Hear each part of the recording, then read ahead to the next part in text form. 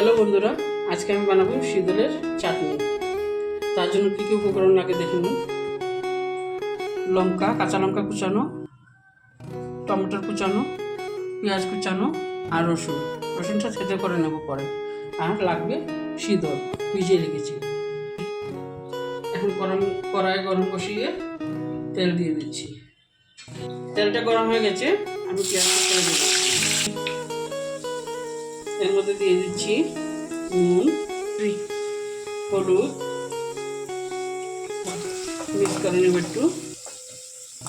এটাকে একটু ভেজে নেব পেঁয়াজটাকে। এর মধ্যে দিয়েছি রসুন কুচানো বা থেতো করা, কাঁচা লঙ্কা একটু ভেজে নেব। তারপর কুচানো টমেটোটা দিয়ে দেব। তারপরে টমেটোটা নিয়ে ভেজে নেব একটু। টমেটোটা একটু ভাজা হয়ে গেছে, তার মধ্যে দিয়ে দেবো শুকনো মরিচের গুঁড়ো, যা যতটুকু লাগবে ঝাল।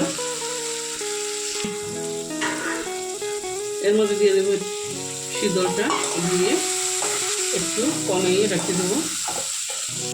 নাড়াচাড়া করবো শুটকিটা গলে যাওয়ার জন্য।